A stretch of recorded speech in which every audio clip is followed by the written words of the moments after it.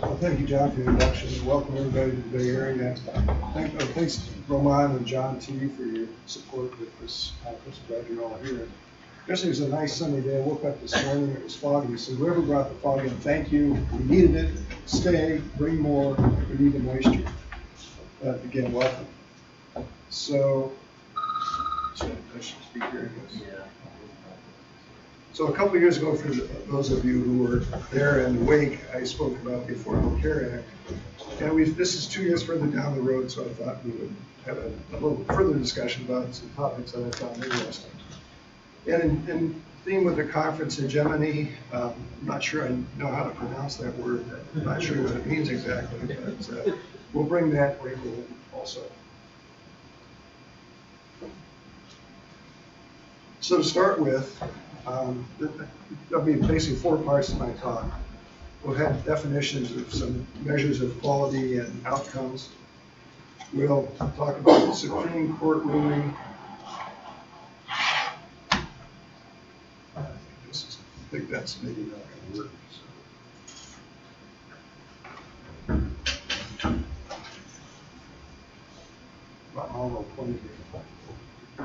So Supreme Court ruling, there have been 3, one of which has been of some impact to the workings of the Affordable Care Act. We'll talk about things that have happened in the last couple of years, how things have gone as an attempt to solve the problems that the Affordable Care Act was designed to solve. And then maybe we'll talk about a path forward.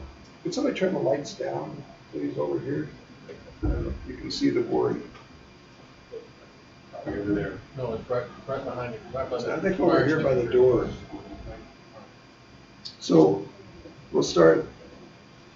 Yeah, thank you. We'll start with definitions. ACA, of course, means Affordable Care Act. Talk about life expectancy, infant mortality, and maternal mortality as indicators of healthcare outcomes. So again, the Affordable Care Act is also the Affordable Patient Protection and Affordable Care Act, also known as Obamacare. There were 13 times. I spent some time describing the act last time, and I won't do that kind of detail this time. The Affordable Care Act based its structure around existing insurance coverage, and it was meant to reduce the uninsured rate. It was to attempt quality measures and improvement in medicine.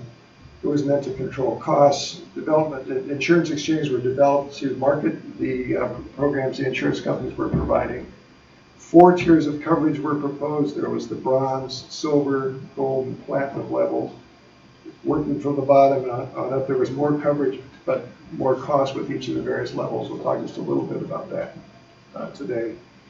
Minimal standards for policies were mandated. There were funding to improve medical care technology. No penalty for pre-existing conditions, et cetera, et cetera. A bunch of other things that I won't touch on today. So why is insurance important? Well, again, for those who are awake, I showed this slide last time. This is a graphic showing the change over the 6 years between 2004 and 2009 of people admitted to the hospital with heart attacks. Their mortality, it turns out, was somewhat determined by their insurance. People who had private insurance, people who have publicly sponsored insurance did better than people who weren't insured. So insurance in this country is important. Definition of life expectancy, well, it's just a measure of how long a person lives on average.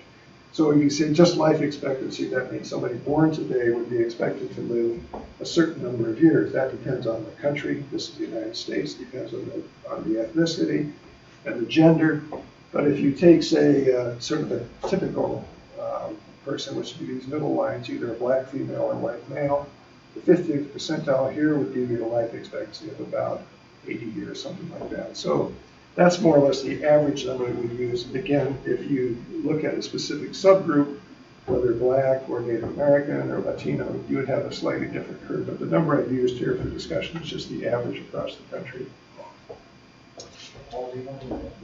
I'm sorry? You want to be interrupted? Could be. 2 slides back, the claim was insurance. The next one.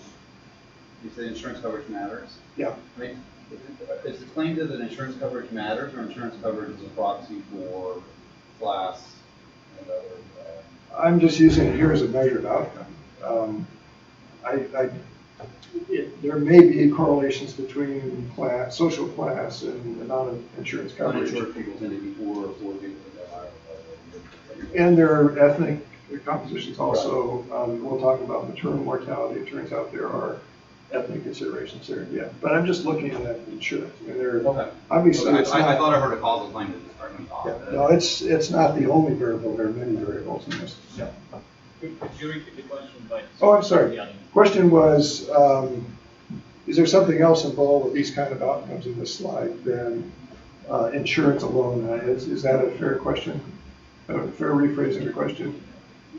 Yeah, he says where insurance matters, but if the claim is that having insurance makes you healthier, that's one claim. If your claim is that not having insurance means that you're more likely to be a member of a class of higher mortality, right? And it's a different question. So, because obviously if you give people insurance, that may not change the underlying problem. Right. But I'm sure you're going to. Yeah. Okay, getting back to, so life expectancy. So on this graph I show, on the We knew that would happen. On this, the y-axis is life expectancy across different countries in the world. I think the CIA keeps track of something like 180 countries. Mm-hmm. On the x-axis is the amount of money spent per person per year in each country. The unit is dollars. So if you're in the euro, they converted the value of the medical care to dollar amounts. And so you can see poorer countries, the life expectancy is not as good as richer countries. Again, there's not a claim that great healthcare is going to make a significant difference here, but there's a kind of a loose correlation between healthcare. Bad healthcare means you're more likely to end up down here. Good healthcare means you may help you get out here, but healthcare is not the only thing that is going to change life expectancy. So again, the small dots are various countries around the world. The large dot is the United States.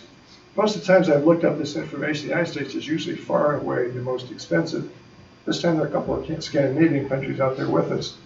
But even with that, when you look at our life expectancy, it's not too bad. But compared to other developed nations in Western Europe who spend much less on health care, their life expectancy is better than ours. This kind of is a little bit atypical. This is Monaco, so small, rich country, you wouldn't be surprised if their life expectancy is 90. Infant mortality is the death of an infant within the first year of life, normalized per 1,000 live births. So infant mortality is kind of the inverse of the last slide. You like low to be good. The last slide was high, was the good measure. And it's a similar distribution. Infant mortality here, amount of money expended on medical care across this axis. Again, poor countries do worse than rich countries. The United States out here at the far right, not a terrible infant mortality, but again, we're not as good as countries where they spend less money on health care. And the third indicator of outcomes would be maternal mortality, which is the death of a mother within 6 weeks of a pregnancy. And this is now normalized per 100,000 live births. So the denominator is slightly different. And I couldn't find the same kind of numbers recently as the last slides. I think the most recent was about 2010, but there are a few articles out there illustrating the United States actually is not doing very well with infant mortality. Most countries in the world here, Russia, Uruguay, Chile, over here, the developed countries, Germany, Japan, most places, the maternal mortalities have been falling, and you can see in the United States, ours actually has been increasing. Another slide here, this different geopolitical units. The rest of the world things have been improving. In the United States, though we started out pretty well 25 or 30 years ago, we've actually gotten worse with time. Part of that is perhaps bureaucratic. The curves we generated are developed by states, and in the past, states had their own standards that weren't necessarily uniform. But as it's become obvious to the medical community, things have changed. The states have gotten their more standardization of their reporting. So part of this outcome may be just bureaucratic. But I was talking to a friend who actually she's an obstetrician who actually works with the American College of Obstetrics, who's been actively working on this problem. And she said, one of the issues that we have in this country is women who are getting pregnant are older and have more coexisting medical conditions. And then she said, in fact, I'm part of the problem. So what do you mean? She said, well, I'm a pediatric cardiologist, John mentioned. And as we have treated girls, they've grown to adulthood, now they're getting pregnant and they're having babies. It wouldn't be any surprise to find out that those women have more complications. She said she recently dealt with a woman who had a combined small bowel pancreas transplant who was pregnant. So no surprise that that woman had more problems than most of the women she deals with. So the next section we'll talk about is the interaction of the Affordable Care Act with the Supreme Court. The major case, I didn't really talk about this in Adrian, but the first case that went before the Supreme Court, which is the National Federation of Independent Businesses, the court found that most of the Affordable Care Act was okay, it met the constitutional muster, but the section about Medicaid, they felt that Congress had exceeded its constitutional authority by coercing states into participating in the expansion of Medicaid, which is a program to provide health care to poor and disabled people. So as a result of this decision, the states could either opt in or opt out of expanding coverage to medical care, which turns out to raise some interesting questions that I kind of ran across in preparing for this talk. There are two other courses that went before the Supreme Court. One of them I had mentioned earlier on about the part of the Affordable Care Act was to mandate that certain things had to be covered as part of health insurance. One of those was birth control, and the family that owned Hobby Lobby, which is not a tiny business, I think there's something like 15,000 employees, felt that this mandate violated their religious liberty. Went to the Supreme Court, and the Supreme Court upheld their case. There was a case recently, 3 months ago, which I put it here just because it happened. It was decided against the plaintiffs, and really has had no change on anything about the Supreme Court. By the way, a workaround was kind of developed here to deal with the objections of the religious people. I'm not sure that has been entirely resolved, but it's a relatively small number of people. But Medicaid, on the other hand, is a bigger number. So if you look at a map of the United States, what jumps out at me at least is the orange here. The orange are the states that decided not to expand their Medicare coverage. I'm sorry, I keep saying Medicare, and I mean Medicaid. So if you hear Medicare, I meant Medicaid. Medicaid is, again, for young people, for disabled, et cetera. Medicare is for old people like me. So if I say Medicare, I meant Medicaid. So the orange states, they have increased their Medicaid coverage. Sorry, they have not expanded their Medicaid coverage. The blue states have expanded their Medicaid coverage. So blue states plus the District of Columbia. And what I really wanted to do was find current numbers for this breakdown. I couldn't, because that really was what I want to do in this talk, is to talk about what's happened with the Affordable Care Act. But I really couldn't find breakdowns by state. I showed you the maps of the world.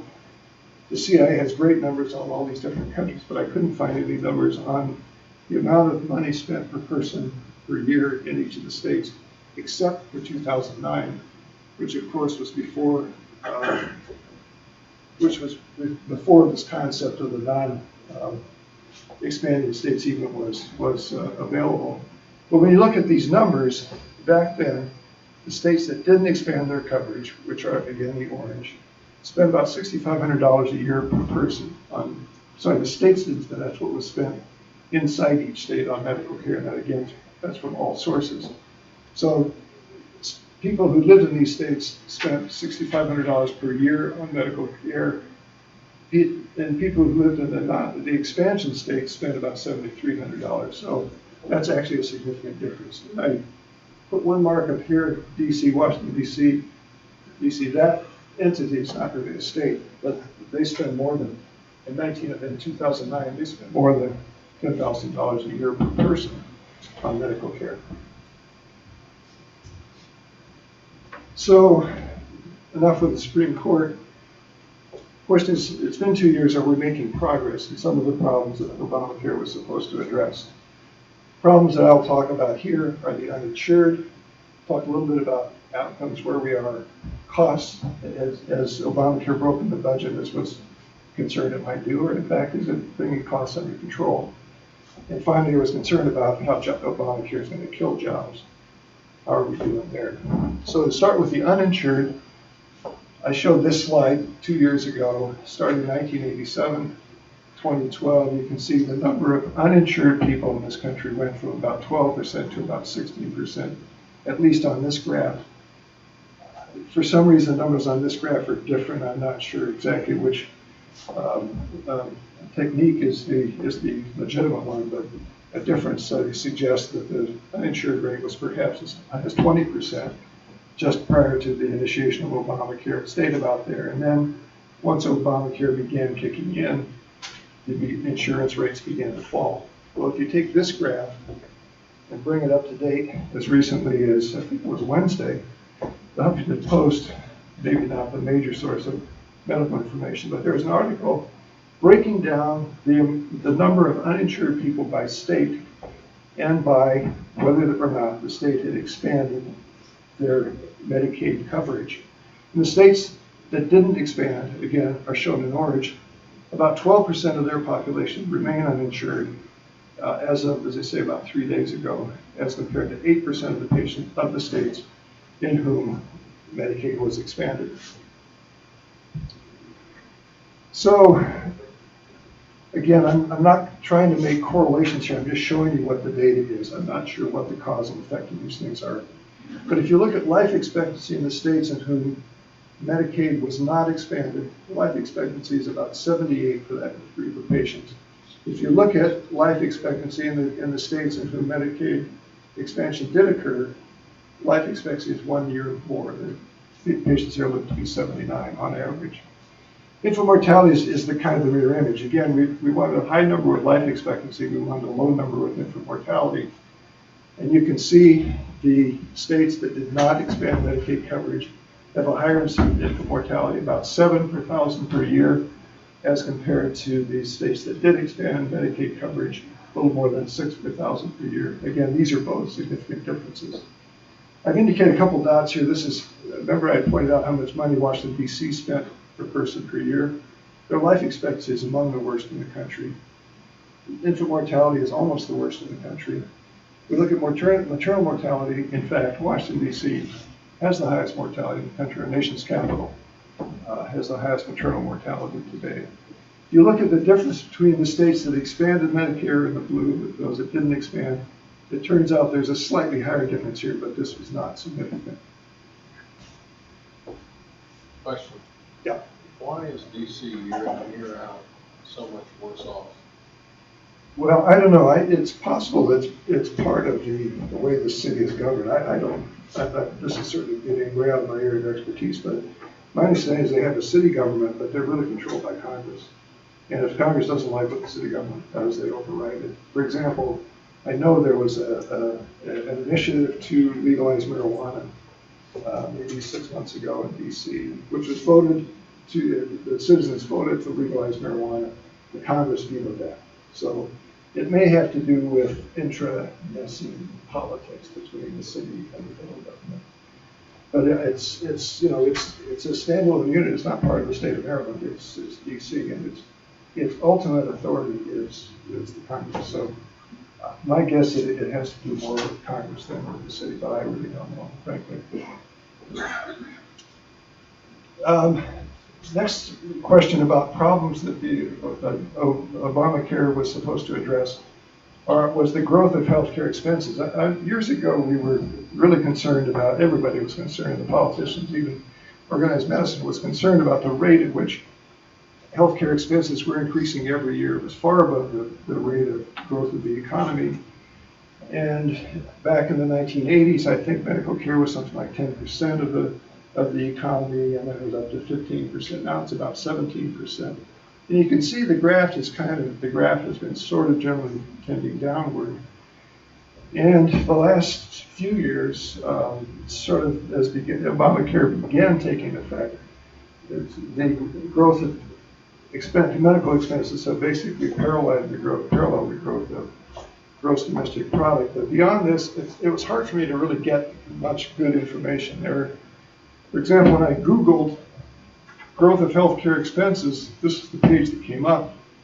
Top article, USA Today, healthcare spending growth hits an 10-year high. Well, the Republicans, of course, were jubilant to hear that because clearly Obamacare was going to break the bank.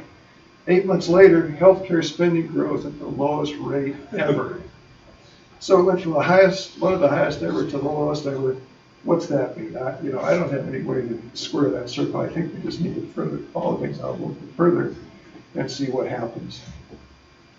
And then down at the bottom of this article here, again, this is all the same page in Google. I think this article really is, here it is, America's health insurance plans. I don't know if you can read this from the back.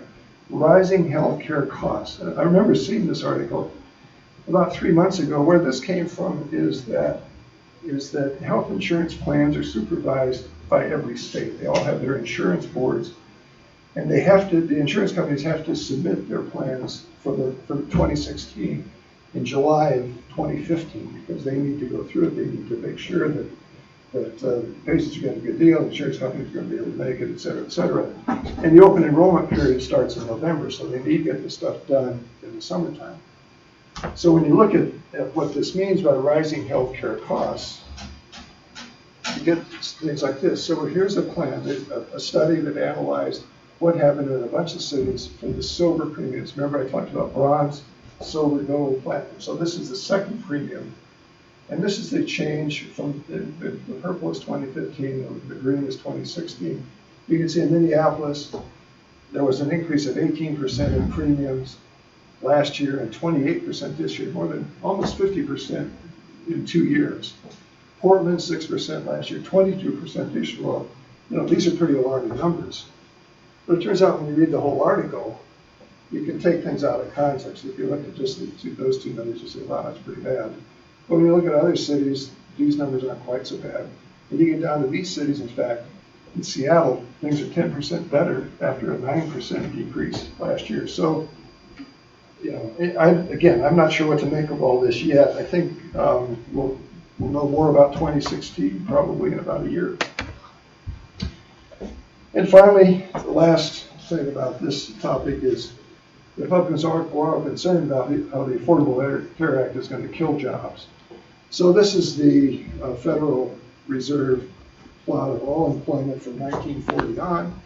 And if you go out here to where Obamacare began, if you can find where Obamacare has been killing jobs, I think you have a better imagination than I do.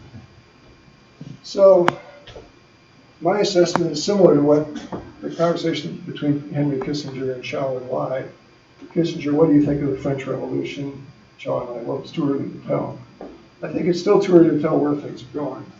But I think so far things are positive. They're not terribly negative. But I don't think it's the train wreck that the Republicans keep talking about. So what about the future? Well, they're talking about single payer. I don't think that that's really on the horizon. It's just not going to happen politically. We had enough trouble dealing with Obamacare. And I think that health care in any kind of a major way isn't going to be discussed for probably several more generations. But I think it's unfortunate that we don't have plans that when we're young, we don't have much in the way of health expenses. Our families, nobody really gets, or not nobody, few people get sick in here. And until you're about 60, there's really not much difference across societies about how much money we spend on health care. Here's where we need the money. I wish there were a way that we could save money in here so that we could pay for our own health care as we got older. But right now, insurance is mostly employee-based. More than half of Americans get their insurance from their employer. And employers just aren't motivated to save employees' money in here so that employee can spend it when he or she is retired. So getting back to the theme of the conference, again, I'm not sure how you pronounce it. I guess it's maybe hegemony. I had somebody, some computer voice tell me how to pronounce it. That's what it sounded like. But I looked it up. Leadership or dominance, especially by one country or social group over others.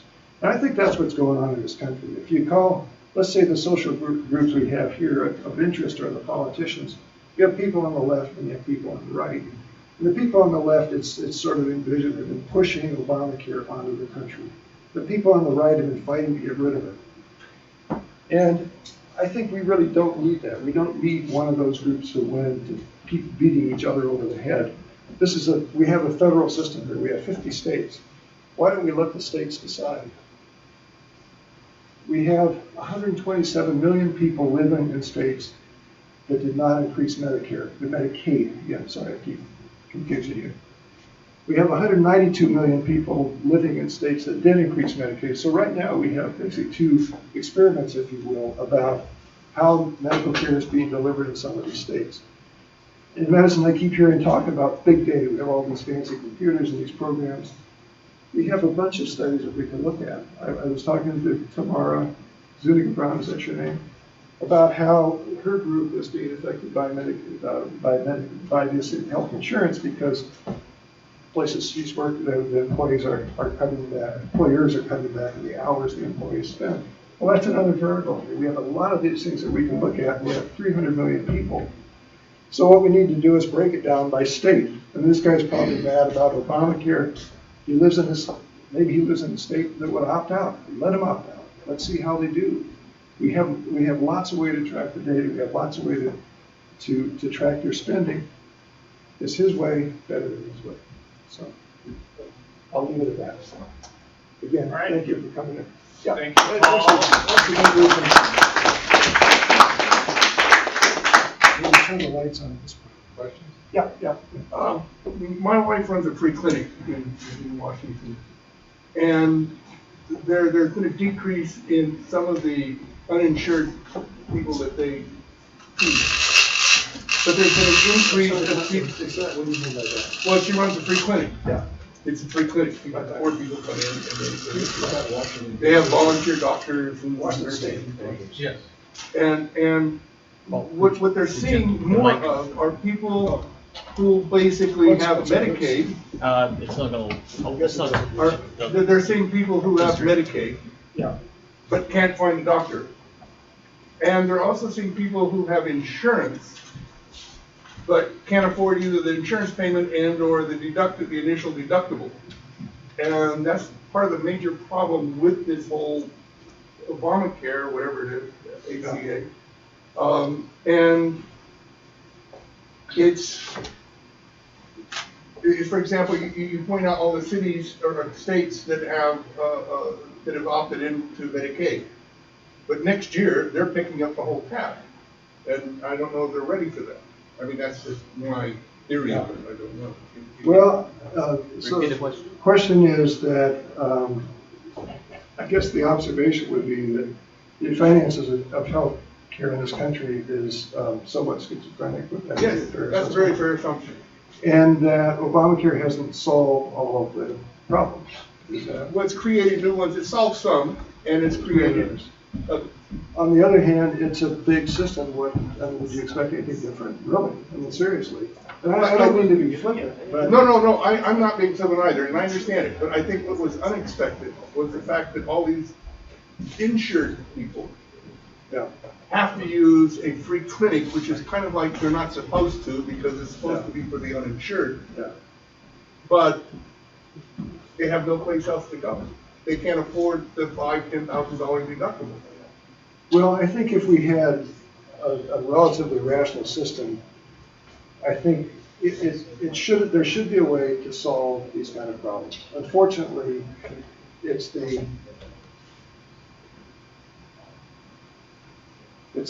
No, I agree. We have to do it my way, period. Yes, I understand it, and that is the I problem. think that's getting this country into trouble. It's not just medical care, it's a whole range of social issues.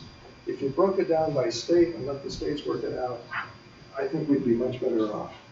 But we are not able to do that at the national level. I mean, you have these 2 factions in Congress, or 3 maybe, I don't know. Okay, hands up, Randy, and then Phyllis. Okay, And I'm then- going on a tirade, so, Randy. My concern is not about cost to the patient.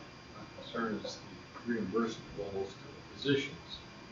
The Annenberg group down at USC is saying 62% of 20,000 physicians interviewed 2 years ago planning on early retirement due to low reimbursement levels.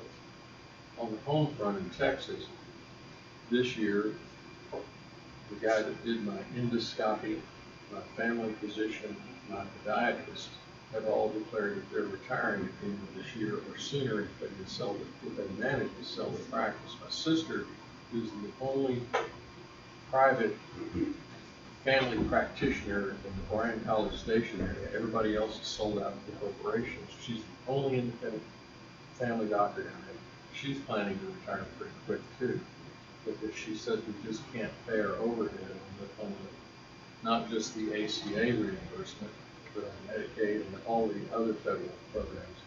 She takes any patient, she tells her office manager, if they come in and they don't have any kind of insurance and don't have any money, just get them on $10 a month, but we're going to treat them. But she can't keep operating like that indefinitely. So my concern is, what's going to happen when all these physicians retire? And the physicians are an older group as a demographic. The Annenberg thing says that 25% of the physicians are over 60. And I'm sure you're up to date on that sort of thing. What are we going to do about all these physicians that are quitting? And we're not replacing them. And they're quitting specifically because of federal programs, whether it's ACA or anything else. Frankly, I mean, I just kind of don't have an answer to the question. At one time, we were expanding admissions to medical schools, trying to get more physicians into the field. I frankly haven't looked into that recently. I don't know if people have been looking at the manpower. You need a long lead time. You know? By the time you get through medical school and a residency, it's at least 8 years these days. So you have to plan together. At your level, it's more. Yeah. Immigration. Phyllis. Well, there's no problem with immigration. There's a certain amount of certified sites for training. You can't increase them. In fact, hospitals are shrinking. So it's hard to increase the amount of physicians. So there are schools that are expanding. So what I wanted to say first was that as a former practicing physician, it was unconscionable because some of them would go out and be on the streets afterward. Yeah, they were poor. Some of them were hard-working people who had children doing the right things for the hospital, not expect. And I was not there to that. And if you think that the hospital is going to count on them to be part of their income, they will. One of the problems that I see, so I totally get for universal insurance. Personally, I think probably we should have to single payer because so many of the costs are being driven, I think, that they need to be distributed by administrators. And physicians ceded a lot of control to the MPAs. Make a possible CPO is $3 million. My orthopedic surgeon has worked hard for years and years of training, and it's horrendously difficult to do that. It's $400,000 a year. That's demoralizing. So when I see, and I'm on the mission, at least 20% of standard students now do not practice after graduation. And I get very upset about that. I read that out, that it's granted right. People are, it's not that we have to give more incentive to physicians who work so long and hard and that are getting ran out all the time. What percent of qualified graduate medical students that don't practice? That's rising all the time. I don't know. You said a number. And I know at Harvard, I'm on a Harvard Medical School Board of Fellows. Same thing, they're getting MBAs. Did you say 20 to 30%? Yes. Okay, that's the number, 20 to 30%. That was at Stanford. Now Stanford says a little about it. Everybody knows that everybody at Stanford thinks they got to start at college. Oh, they go and get MBAs, they become consultants, they start companies. They also become families. It's just not, you've taken away a lot of the rewards. And the rewards are wonderful to take care of patients. But you can't make it so onerous after years of debt and training that nobody wants to do it. So that's the problem with these. Medical school actually is a great background for a lot of things, not just practicing medicine, but it's good for different types of research. Electronic, I mean, there are just a lot of things you can do in the background of medicine.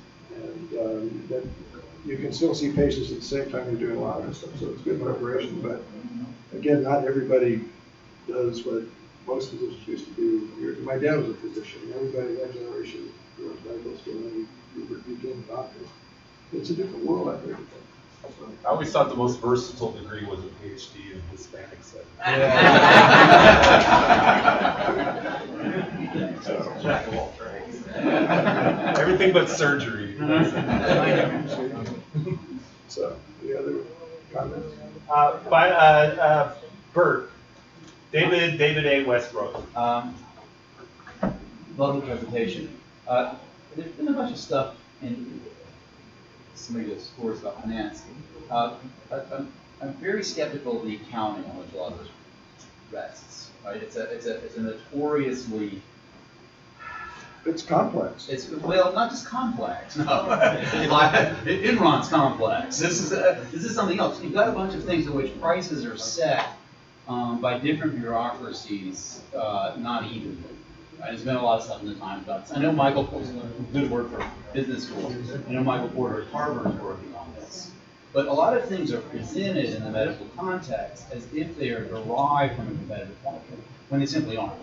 Right? And so the apples to oranges to kale kinds of comparisons. And you look at you have to know on a state by state and maybe even hospital by hospital basis on how the cost accounting was feeding into the numbers. And then you have to do things like factor out probably general cost of living in the areas. So I'm very skeptical of the robustness of the state by state comparisons. I don't say that sort of normatively, right? It's just I keep reading that medical cost accounting and then for whatever it's worth in my own anecdotal experience, right? You get these sort of just crazed bills that go in different directions. Well, so I didn't show this. I had a couple of hospital bills on my last one. One of my sort of favorite, which actually was my least favorite hospital bills. I was a patient in a hospital. I will say it wasn't staying at a different hospital. A couple of years ago, I had a high-tech procedure done. I was in the hospital one day. I went to the hospital, went to the cafe, I had a procedure done. I convalesced in the coronary care unit. It wasn't a coronary, it was a arrhythmia problem. I was fine. My wife was my nurse. And I went home the next day. The bill to Medicare was, I showed people, $149,000. Now, but Medicare paid $20,000. I think my insurance paid $1,000. I don't know if I paid it. It was $30,000, something like that. So, is the bill then $140,000 for the accounting people? Is the bill $149,000? Because if I didn't have insurance, that's what the hospital wants. They don't give you a discounted deal. You pay full fare. Or is it the $20,000 that my insurance company pays? since the bill is exclusive, no, it easily been $80,000. In a different hospital, it would have been 80 or right. perhaps 50 or 20 or whatever, right? Yeah. So you're comparing in a weird way very, very soft numbers. And I've asked my sister this for years. Why, when I have a procedure, do they bill $15,000 when they know in advance they're only going to get $1,500? And my sister says the reimbursement rate generally is anywhere from 10 to 20% of the bill. I said, why don't they just bill what they know they're going to get? Well, if they don't bill that big amount, the government will give them less if they give them the real amount. And there's been talk about this reimbursement. Crazy. If you go into the hospital for a certain diagnosis, the hospital gets this amount of money and that's it. And, it's not the hospital or maybe the insurance group. There are different ways that people have been trying to get at that very number. But it's a moving target. Francisco Juan Diaz. The coding just changed recently, right? They changed the codes for Oh, the ICD-10, everything. yeah. What's the purpose and what are the effects of that change? I think the purpose was, the ICD-9 was somewhat limited. It had only 10,000 codes. Now there's something like 67,000. I think that's the number. Although a friend of mine just sent out 15 of the most absurd codes, one of which was getting sucked into a jet engine. Another code that was considered absurd was being run into by an individual, physically run into in a car. It was absurd, except that happened to my wife about 2 months ago. She's walking down the street and somebody ran into her. So, but again, I think the idea was to try to be more specific about when there's a patient encounter, how can we build that the most real way possible. Now, I actually haven't had to go back to work this month, so I haven't had to use the IFCD 10, but I have a tutorial I have to go home and read before I go back to work. One of the important things is adding much more benefit costs. They have to hire a lot of people to decipher all the new codes. Nobody can go into 7,000. Can I just point out that the new code book, which is supposed to be in effect as of October 1st, they don't have enough, and very few people have it. And it costs around $100 some, but people ordered, and my wife built, back ordered. They're all using cheat sheets because they're not available, but they're the ones they demand. This is the one that says if you broke your legs, it can be a museum, as opposed to a rock concert, as opposed to, it's a theocratic movie.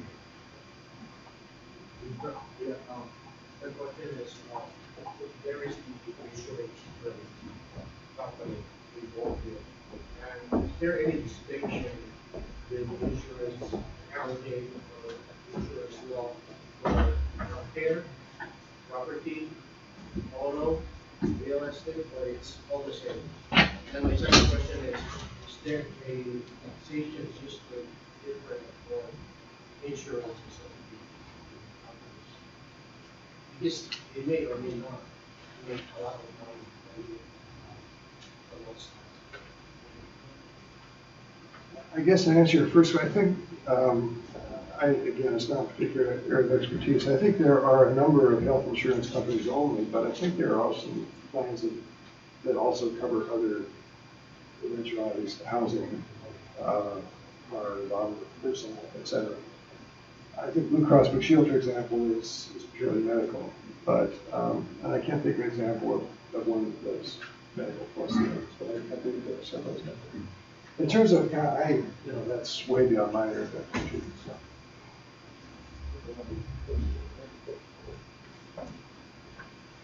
So I think there's a break now, John, is that right? No, we're going to have, we could take a, thank you so much, Paul.